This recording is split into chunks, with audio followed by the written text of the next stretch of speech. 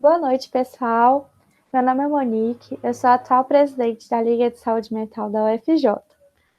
E eu tenho o prazer de apresentar o seguinte palestrante, o Dr. José Sardello. Ele vai falar sobre o transtorno antissocial na psiquiatria, um relato de caso.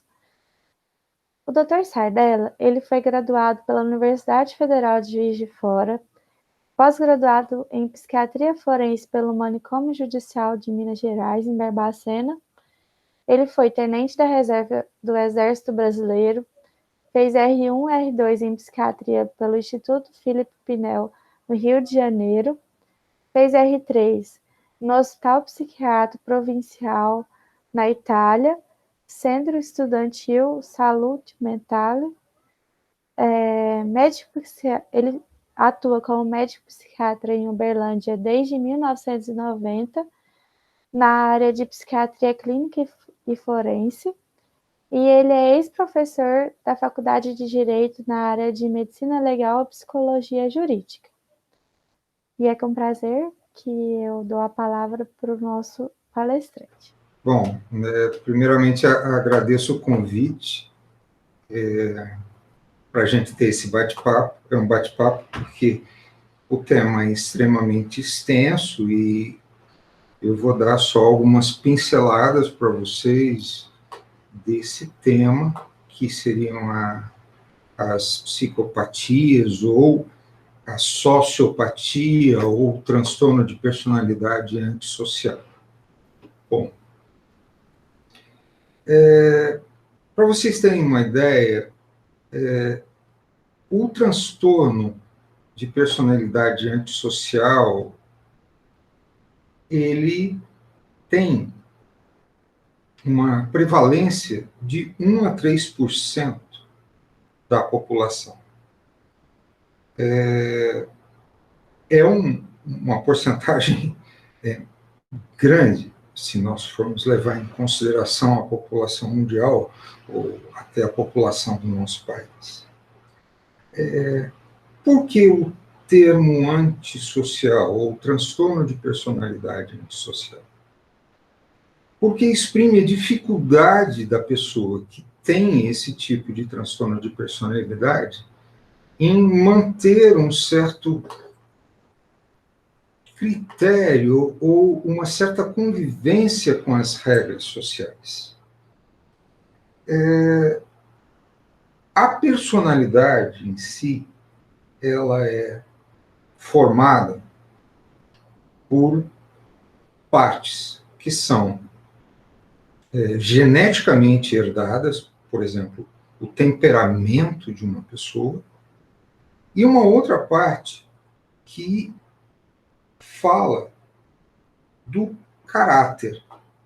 O caráter é uma construção que essa pessoa vai fazendo ao longo das experiências em que ela vai tendo nessa vida, da influência do ambiente, da influência dos pais e das regras colocadas para essa criança. Bom, se nós pensarmos que a prevalência desse transtorno é tão grande, nós poderíamos perguntar, então deve ter um monte de serial killers por aí, né? Ou seja, os matadores em série, que o cinema americano tanto exemplificou ao longo do tempo, e nem todas as vezes exemplificado de uma forma correta, era muito mais sensacionalista. Sim, é uma prevalência muito grande, porém, existem vários tipos de psicopatias e vários níveis de psicopatia. Quando a gente fala numa psicopatia, a gente tem que pensar que o transtorno de personalidade antissocial, ou seja, que tem dificuldade no estabelecimento das regras, é um transtorno de base. Mas eu posso ter também outros transtornos associados ao transtorno de personalidade antissocial. Eu diria que essa junção de outros transtornos na base, que é o transtorno de personalidade antissocial, vai dando esse agravamento que pode chegar àquilo que a gente vê de um serial killer. Porém, nós temos o que a gente chama de psicopata corporativo, que ele é muito mais silencioso, muito mais presente, e ele mata muito mais do que um serial killer. Por quê? A extensão da lesão dessas ações contempla um número de pessoas muito maior. Vamos lá. Quando a gente tenta imaginar na história da psiquiatria, e é uma história recente, estamos falando do nome psiquiatria, nós estamos falando de 2, no máximo 3 séculos, do cunho dessa palavra psiquiatria. A curiosidade de entender por que uma pessoa que aparentemente não tinha um transtorno mental, como, por exemplo, uma esquizofrenia, e que matava de uma forma tão cruel, tão insensível, suscitou a palavra insanidade moral. Ou seja, eles imaginavam que a pessoa ela tinha uma doença moral. E a partir daí, as observações na Inglaterra, na França, na Europa e até nos Estados Unidos, veio dessa indagação. Peraí, eu posso até entender que um esquizofrênico, um surto psicótico, alucinando, interprete que a outra pessoa é um demônio e a mate. Porém, se ele não tem esquizofrenia, como é que isso se faz? Deu-se aí os primeiros passos no estudo exatamente da personalidade e dos distúrbios dessa personalidade. Lembrando que nós temos uma parte da personalidade que é forjada ao longo da vida da pessoa, mas nós temos uma parte importante, que é a parte do temperamento, que ela é herdada. Né? Geneticamente ela é herdada. Ok. Se nós pensarmos que uma pessoa ela não se torna aos 21 anos um psicopata, ou seja, não é uma coisa que eclode de uma hora para outra. É algo que já vem sendo constituído desde a infância. Existem observações de casos de que com 2 anos de idade já tem pequenos sinais que podem nos dar um certo prestar atenção nesses comportamentos. Por quê?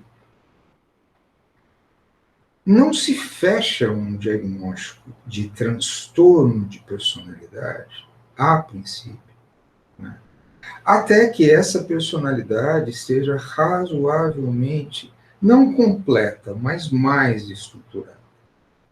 Então, partiu-se de um pressuposto que, para que eu possa afirmar que alguém tenha transtorno de personalidade, principalmente o antissocial ou qualquer outro transtorno de personalidade, ela tenha que ter pelo menos 18 anos. Anterior a isso, ela teria um transtorno de conduta ou de adaptação. Embora, como eu falei para vocês, na literatura, nós temos casos que, devido ao histórico dessa pessoa, nós já temos sintomatologia e história patológica pregressa para fechar esse diagnóstico com 12, 10, 16 anos. Isso vai depender das questões legais de cada país, daquilo que eles constituem maioridade penal, e de tudo como se processa em cada trabalho de legislação, em cada senso jurídico de cada país. Mas, por exemplo, uma das principais questões que a gente pode observar desde os pequenos momentos, desde os primeiros anos, é uma dificuldade empática. Só fazendo uma análise. Cuidado com diagnósticos precipitados sobre transtorno de personalidade antissocial. É uma observação muito maior do que simplesmente checar, né, se ela apresenta isso. Se você for pegar o DSM e ver os transtornos de personalidade, eu tico vários ali, porque eu posso apresentar um sintoma de um transtorno, tá? Então, cuidado para você fazer um diagnóstico precoce de transtorno de personalidade antissocial. Mas, uma das questões importantes na infância é você perceber a dificuldade empática dessa criança. Empatia seria a possibilidade de você se colocar no lugar do outro e de analisar o que aquela pessoa estaria sentindo.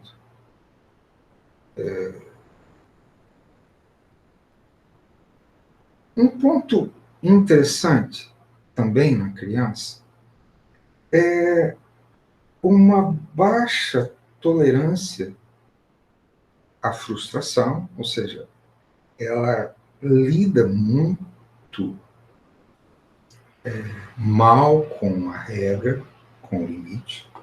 Mas, Sardela, as crianças lidam muito mal com regra e limite. Com certeza, tá? Por isso que é um trabalho de observação ao longo do tempo.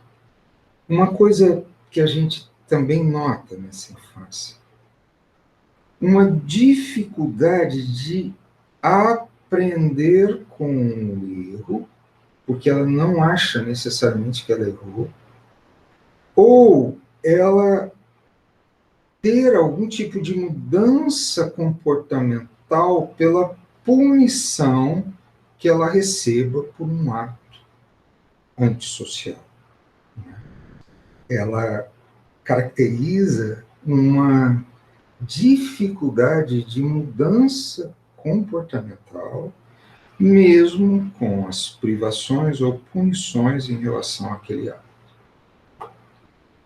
Essa criança, que também mantém esse comportamento ao longo da adolescência, em alguns casos, é uma criança também impulsiva, né? Ela não tem muito controle sobre a frustração, então a expressão da agressividade, ela é rápida, o limiar dela é pequeno.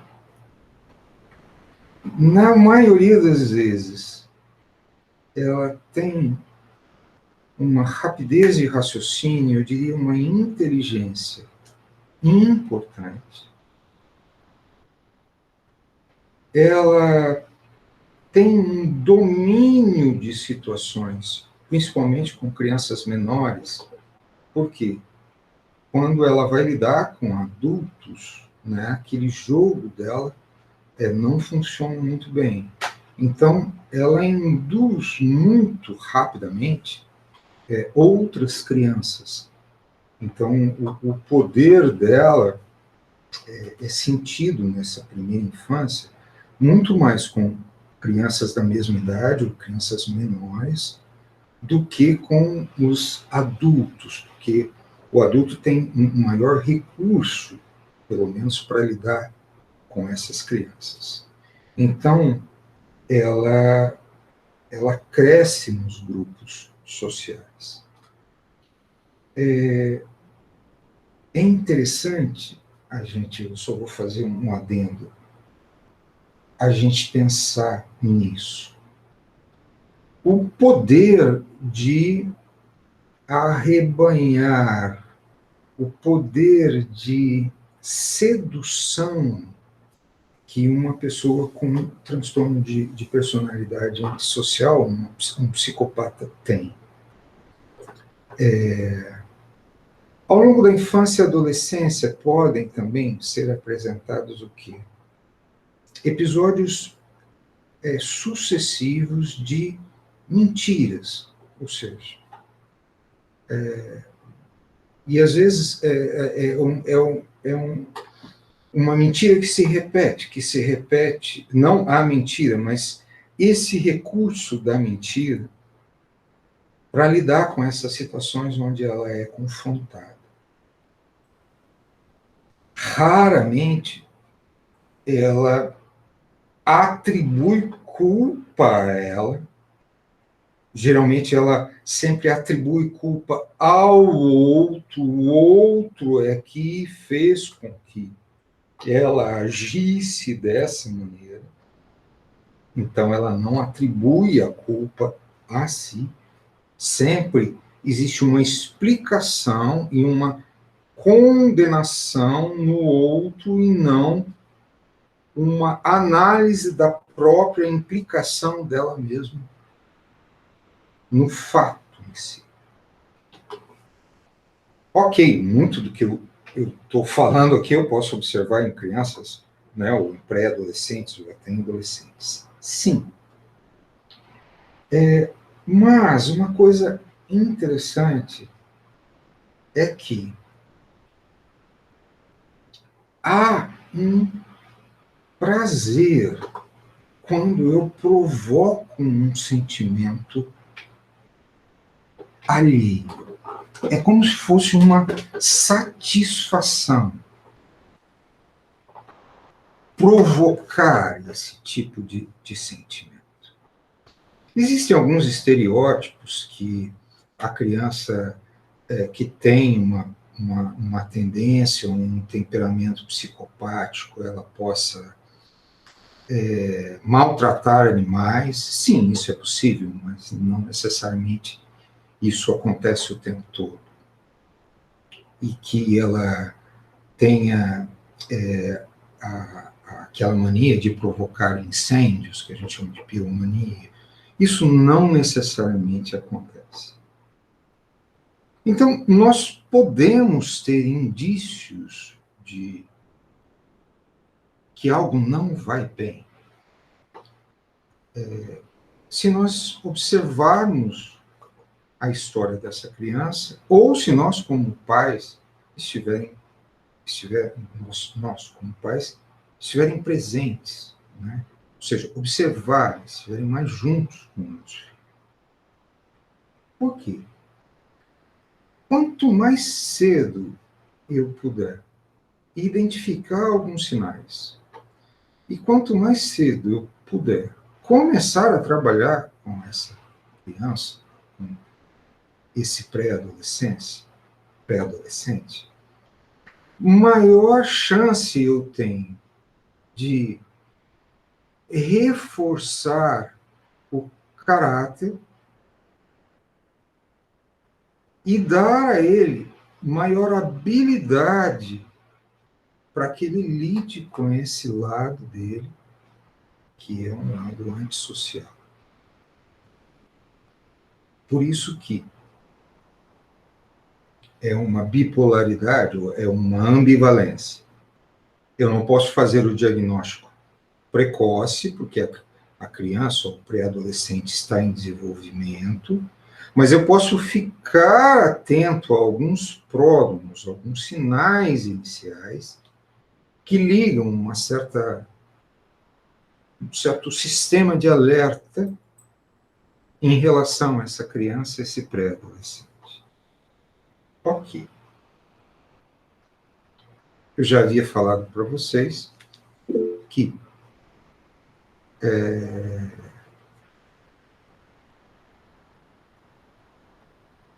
esse é um transtorno que se desenvolve.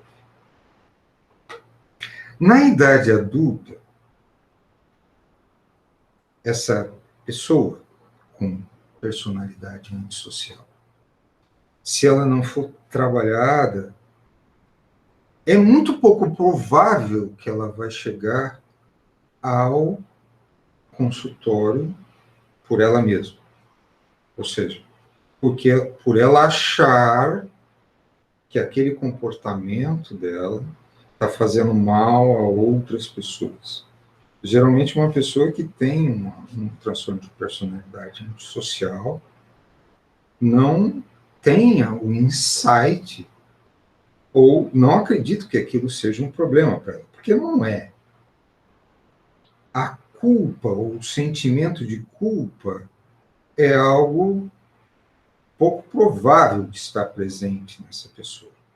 Então, aquilo não necessariamente é um problema para ela. Se ela chega ao consultório, provavelmente ela é trazida pelos pais, ela é trazida pelo familiar ou por questões comportamentais na escola, onde ela for. Ela não vem de livre e espontânea vontade. E a partir disso, você tem que tentar estabelecer para essa pessoa uma possibilidade de um projeto terapêutico, de uma intervenção.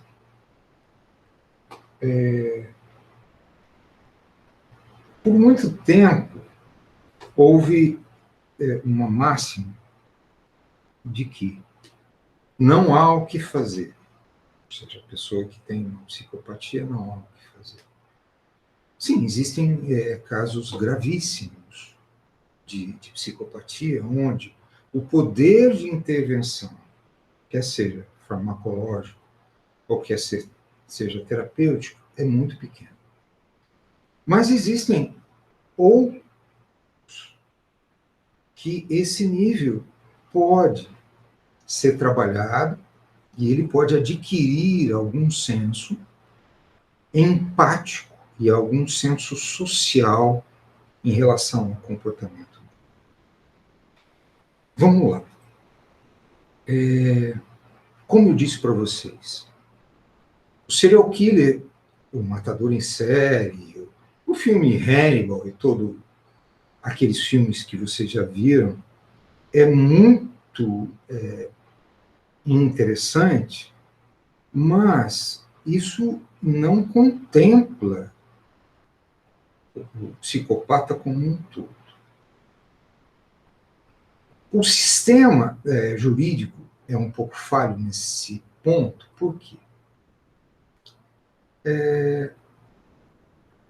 Como ele sabe que ele está fazendo alguma coisa errada, mas ao mesmo tempo ele tem um transtorno, ele é classificado como a gente chama de semi-imputável, ou seja, ele não é nem uma pessoa que está fora de si, mas ele tem um transtorno na construção da personalidade dele que o impede de desenvolver empatia.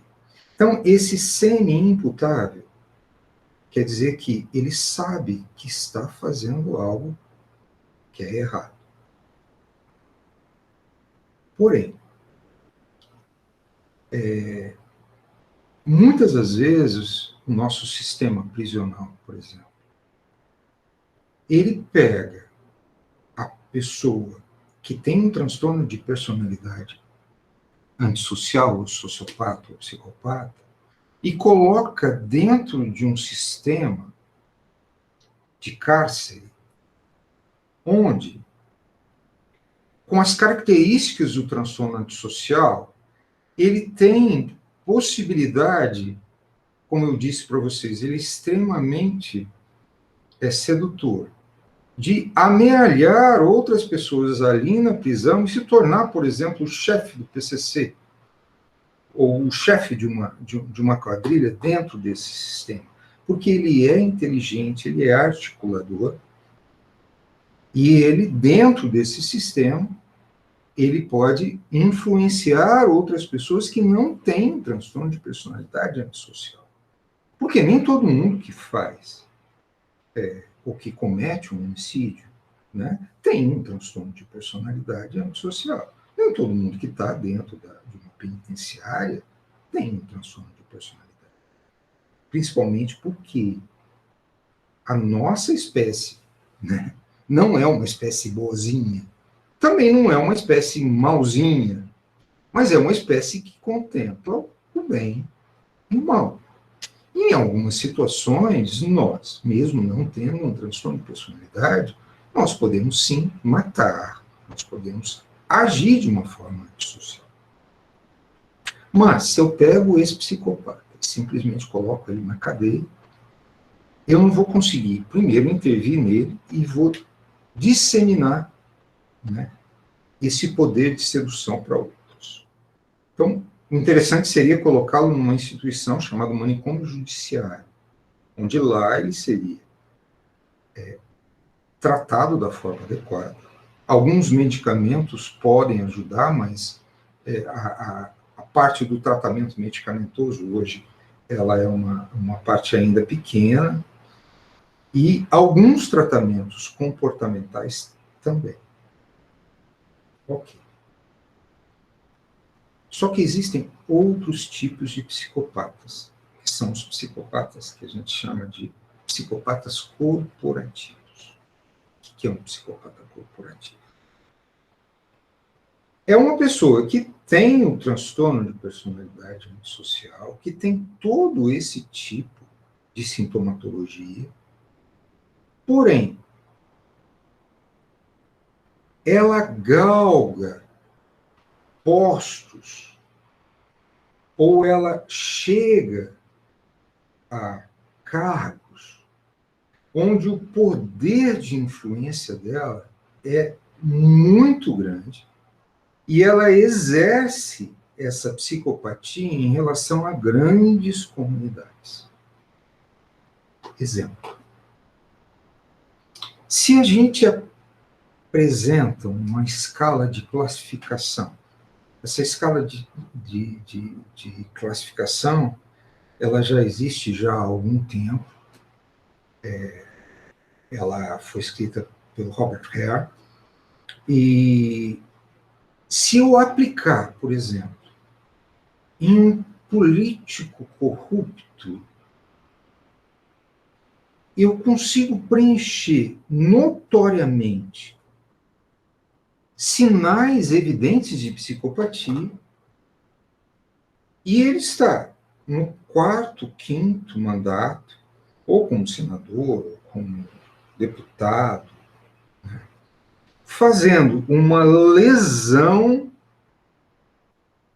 muito grande, porque se eu desvio, por exemplo, milhões da saúde, se eu desvio milhões da verba da merenda escolar, se eu desvio milhões da questão da educação, eu comprometo vidas numa quantidade, e eu levo à morte, né, centenas, milhares de pessoas, como recentemente algumas personalidades que durante a pandemia, durante a instalação de hospitais de campanha, retiraram essas verbas, esses hospitais não foram instalados, essas verbas não aconteceram, e Centenas de pessoas morreram por causa dessa cena.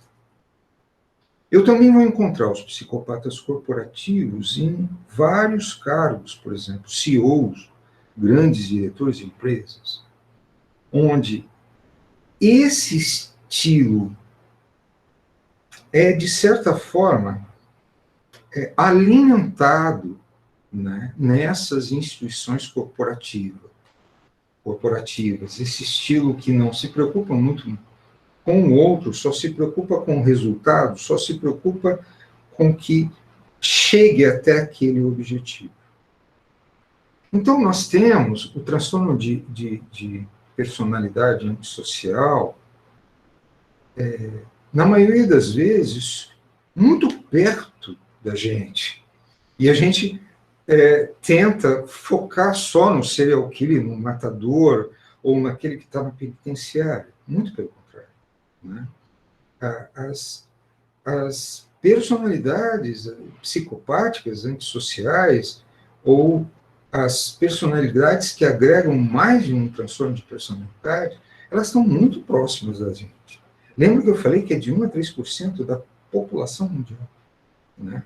Claro que existem níveis de gravidade, mas nós temos esse tipo de pessoas próximas a nós. E às vezes a gente não verifica. Por quê? Pela sedução, pela mentira, pela manipulação. E ele tem uma personalidade psicopática. Como eu disse para vocês, tratar uma pessoa com transtorno de personalidade antissocial não é simples, porque ela não acha que tem um problema. Então, é muito difícil ela vir espontaneamente para se tratar. Várias pessoas que eu confio, por exemplo,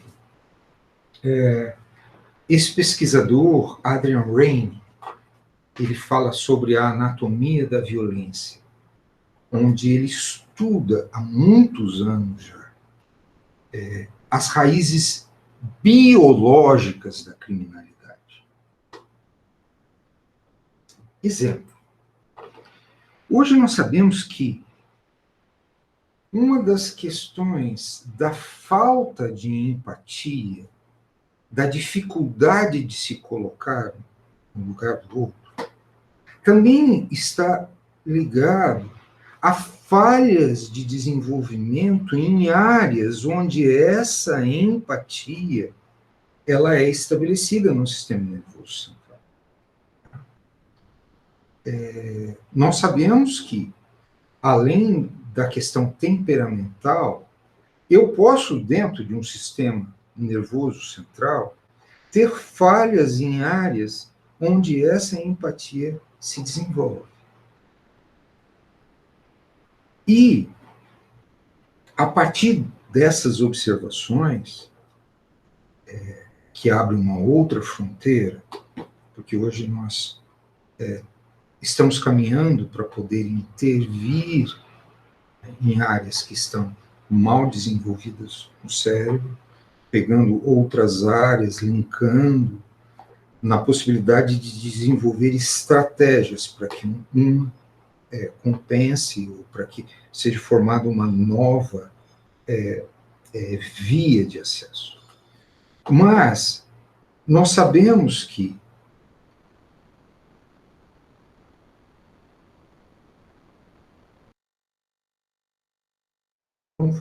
desenvolvidas na questão empática. Aqui, nessa região, principalmente a região frontal, nós temos essa questão afetiva. Muitas das vezes, se a gente pegar, por exemplo, a frenologia, né, essa região frontal, o frontotemporal, ela agrega muito do que a gente conhece de controle ou de possibilidade afetiva. Uma outra coisa interessante também. Normalmente, a interferência da criação paterna, materna,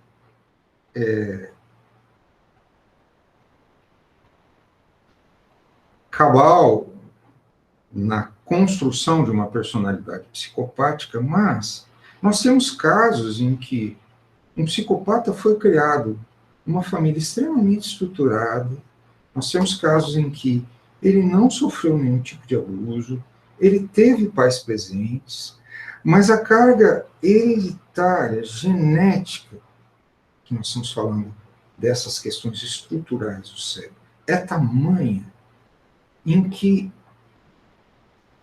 o apoio familiar não consegue parar esse tipo de desenvolvimento. Como eu disse para vocês, a nossa espécie não é boazinha e nem mauzinha. Nós temos as duas partes. E às vezes dá um trabalho danado a gente manter os nossos 51% da parte boa. Tem um livro interessante do Robert Simon, chama Homens Maus Fazem o que os Homens Bons Sonham. O que significa isso? Que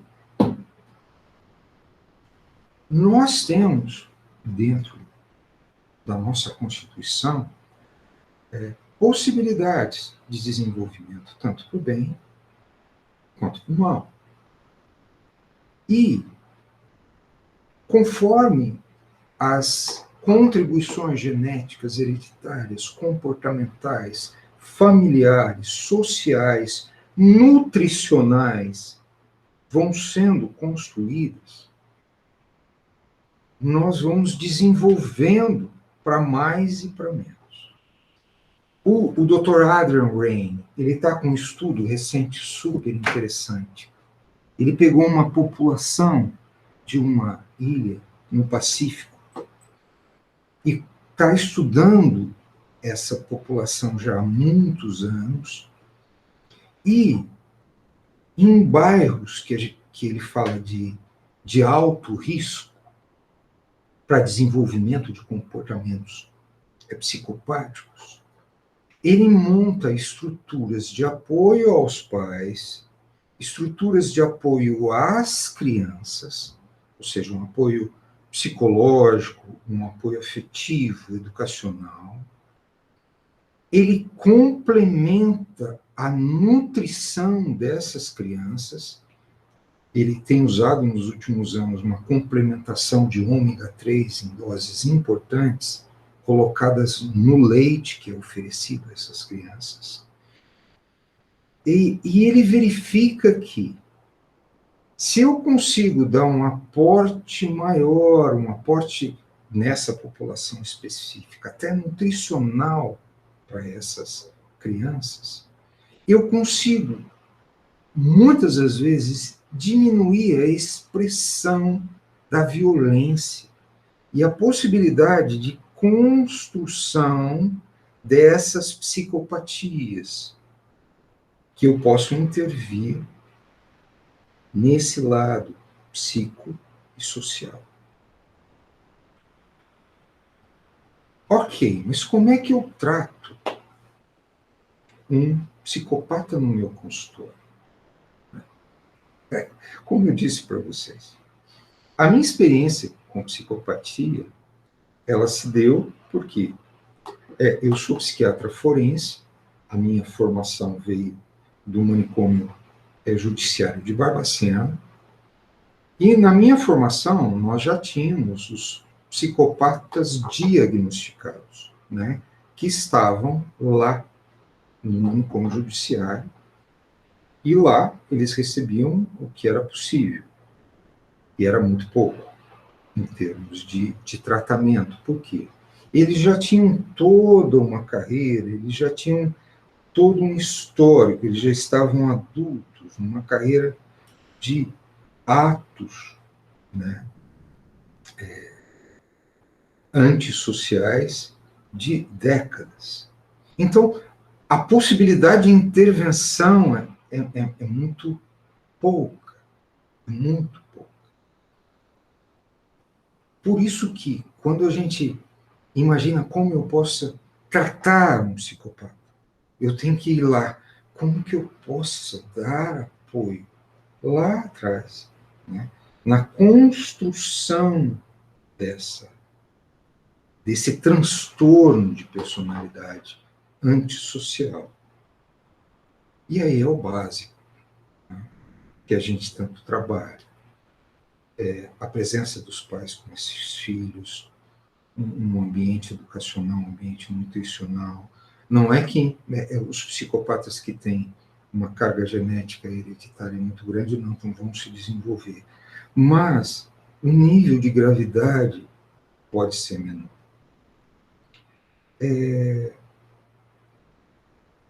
Nessa questão de que nós não somos uma espécie boazinha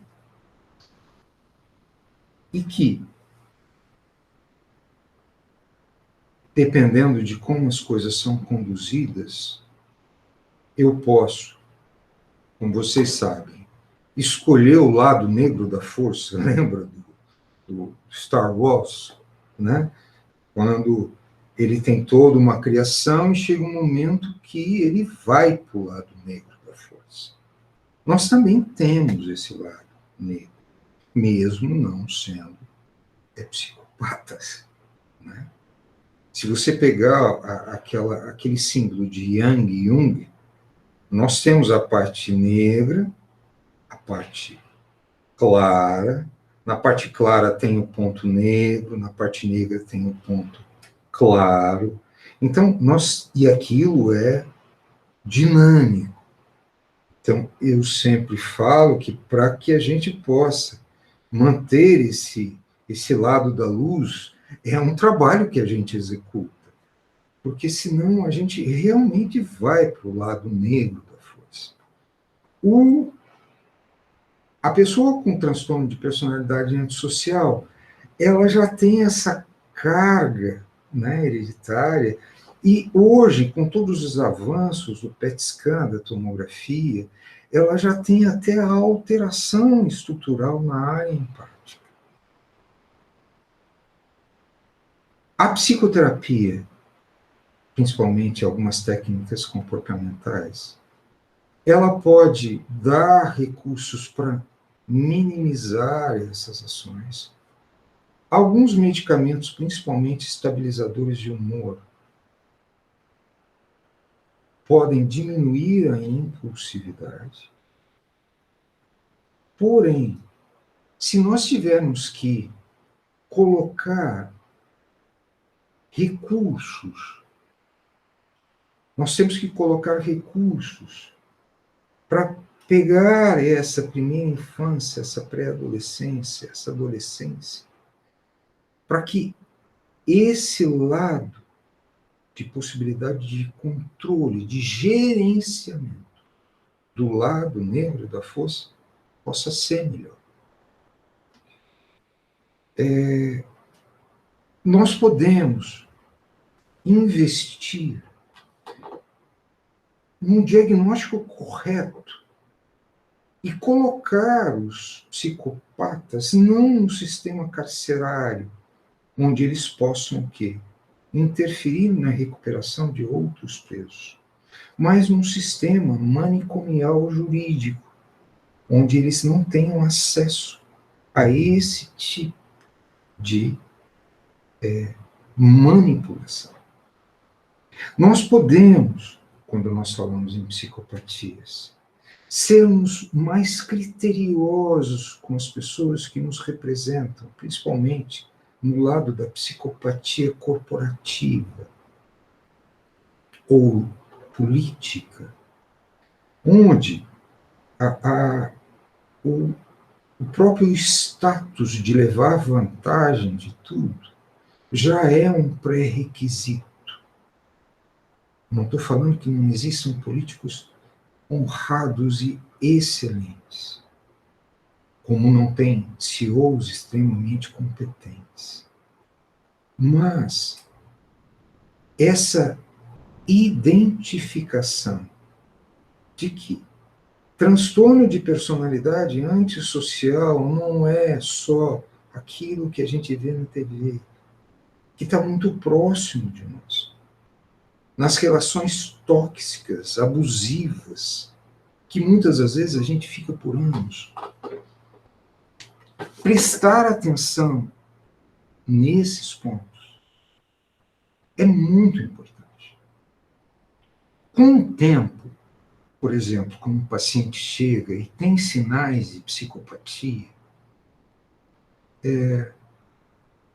a gente começa a observar essa sedução, essa manipulação, e muitas das vezes a gente tem uma coisa chamada contratransferência. Contratransferência é uma arma muito importante, porque alguma coisa que você não sabe bem começa a lhe incomodar em relação àquele tipo de comportamento.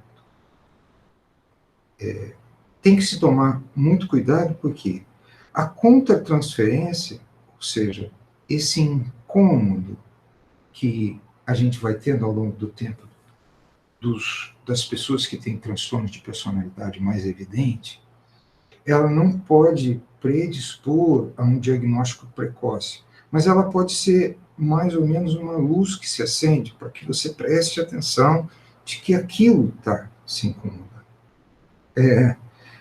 Ao longo da história, a gente aprende que geralmente aquilo que nos incomoda é que nos identifica em algum ponto. Então eu falo que quando eu pego uma pessoa que tem algum transtorno de personalidade, né, antissocial ou mais evidente border, aquilo começa a me incomodar porque deve mexer no meu lado negro da força, né, e eu começo a me incomodar com isso.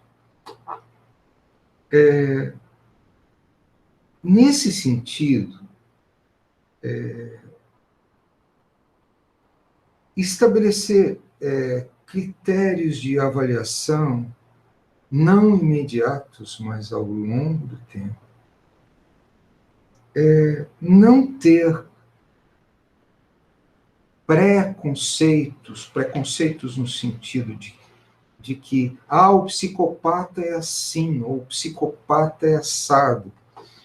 Tem um livro, uma teoria muito interessante, chama uma teoria lombrosiana, de um estudioso chamado Lombroso, onde ele media as faces da pessoa e falava que geralmente o psicopata tinha uma testa mais larga, uma sobrancelha X e tal. Isso tudo veio por água abaixo, porque hoje você pega pessoas psicopáticas que são pessoas com perfis totalmente fora desse perfil lombrosiano de um século atrás, ou seja, pessoas extremamente bonitas, articuladas, inteligentes, e não necessariamente aquele protótipo lombrosiano. Lidar com isso no nosso dia a dia é muito mais comum do que a gente imagina. Às vezes nós temos uma relação tóxica e até ao longo do caminho a gente vai descobrindo que nós podemos estar casados com um psicopata. Nós podemos estar namorando um psicopata, né? Apesar que eu acho que a ficha cai às vezes depois que a coisa desanda e a realidade cai na sua frente, né? Por quê? Ele não se apresenta, principalmente esse psicopata corporativo, com aquilo que a gente imagina, né? Daquele louco, demente, né? Totalmente descontrolado. Não, uma pessoa extremamente articulada. Porém, né, o poder lesivo que essas pessoas têm ao longo da nossa vida é muito grande. E estar atento a algumas peculiaridades, principalmente a dificuldade empática, de que o outro tem de entender a dor que o outro está sentindo. Isso é importante nas construções também das nossas amizades. Nós podemos ter entre aspas, amigo que tem essas características. Nós podemos ter pessoas muito próximas, não aquele estereotipado lá.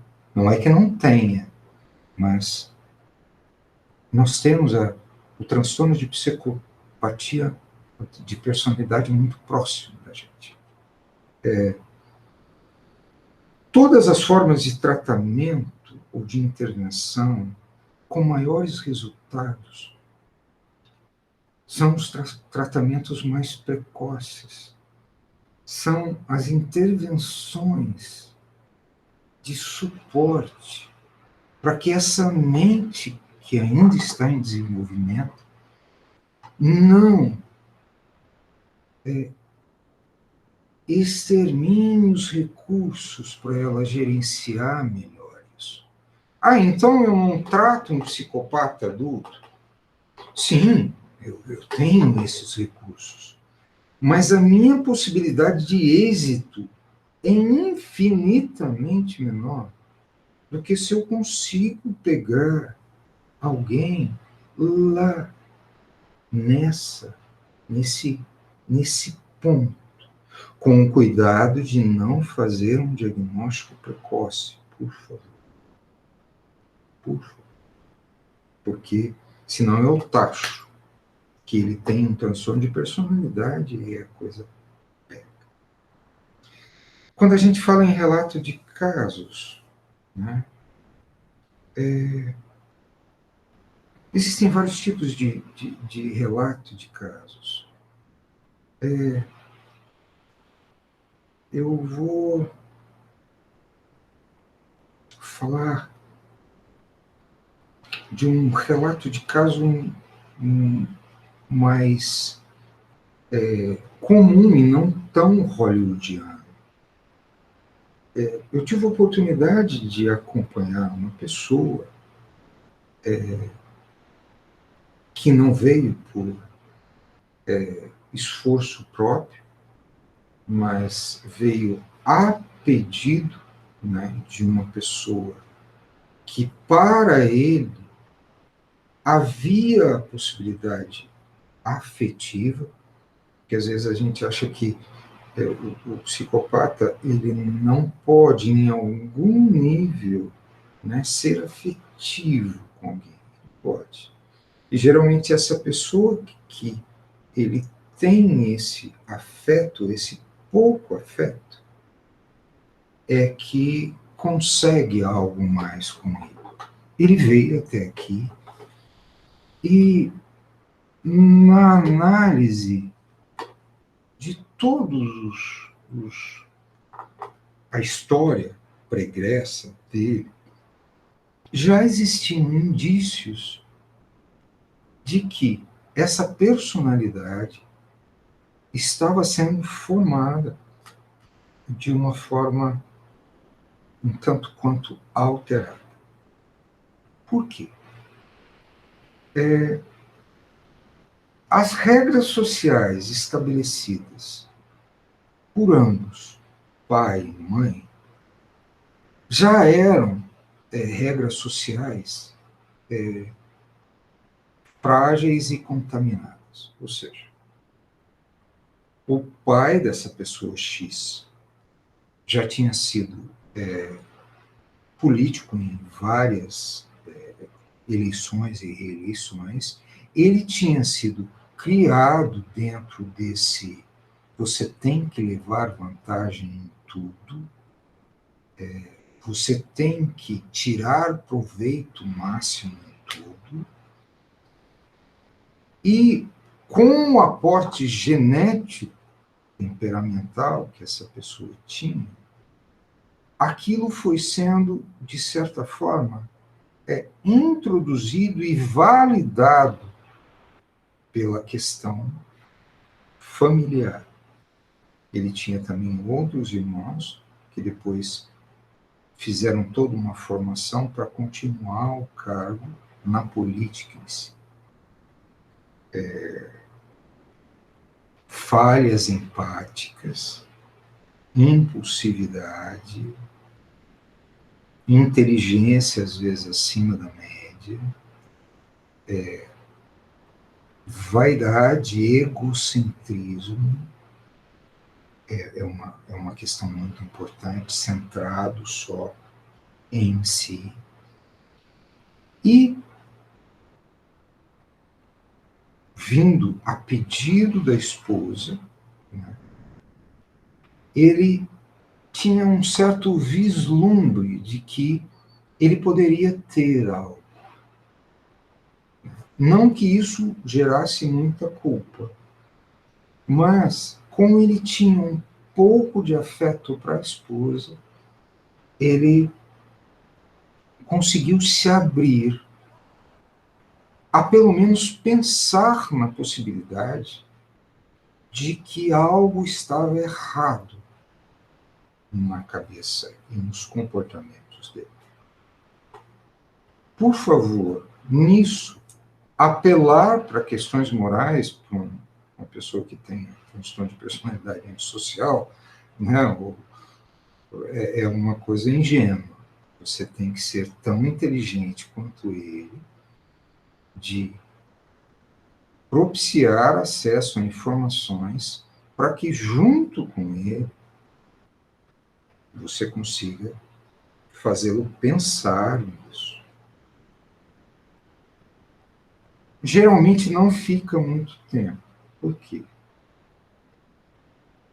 Nesse caso, ele até que ficou tempo demais. Ele ficou por 2 anos. Foi o meu maior recorde. Mas eu não sei se necessariamente ele estava preocupado com a condição do transtorno de personalidade dele, ou se ele estava mais curioso com um processo de acompanhamento psiquiátrico. Ele finalizou o tratamento, se manteve e se mantém numa carreira política. Infelizmente, a relação social com a esposa não deu continuidade, porque a esposa pediu a separação. E o uso de medicamentos, né, como eu disse para vocês anteriormente, ele é possível, mas ele é muito limitado. Dentro disso, eu sei que nosso tempo já está terminando, eu gostaria de deixar uma mensagem, porque esse tema é muito amplo. Nós poderíamos ficar falando dias aqui. Que vocês saiam daquele estereótipo hollywoodiano. Não é que aquilo não existe, é claro que existe. Só que existe um outro, né, viés, com um número muito maior de pessoas no seu cotidiano que podem ter um transtorno de personalidade antissocial, ou até ser um psicopata. Só que eles não matam, né? Não cometem um homicídio, né? Eles matam de uma forma muito maior, né? Muito mais pessoas, ou eles interferem negativamente na vida das pessoas de uma forma muito maior. E uma outra coisa que eu gostaria que vocês pensassem, no seu lado, né, também antissocial, o seu lado escuro, o seu lado negro da força. Porque quando a gente também avalia as nossas possibilidades, a gente tem uma possibilidade legal de conhecer a si mesmo, né? Mais próximo do real. Nós não somos só bonitinhos, também não somos só malzinhos. Mas nós temos uma parte nossa que, se não fosse trabalhada, pelos nossos genes, pela fisiologia, pelos nossos pais, por todo um social, nós poderíamos ser um psicopata, não é? Então, analisem, né, que nós humanos temos essas possibilidades. É claro que nós estamos falando de algo grave, que tem questões genéticas, constitucionais, mas pensar nisso faz com que a gente fique mais atento a esse tipo de comportamento. Bom, eu vou terminar por aqui, tá? E vou agradecer a possibilidade de vocês terem ficado quase uma hora ouvindo eu falar dessas questões todas.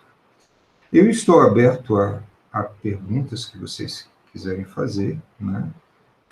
Depois a pessoa que vai estar administrando isso pode até colocar os contatos, tá? E desejo que vocês, né, ampliem a forma de ver esse termo, né? Transtorno de personalidade antissocial. Muito obrigado. A gente que agradece a presença, Sardella, e obrigado pelas reflexões, e com certeza eu vou começar a ver as pessoas ou a mim mesmo com outros olhos depois dessa palestra. E, pessoal, dúvidas que forem tendo, é só preencher o formulário que vai estar aqui na descrição do vídeo, que a gente envia para o Sardella ou a gente faz algum podcast respondendo lá no Instagram. Muito obrigada.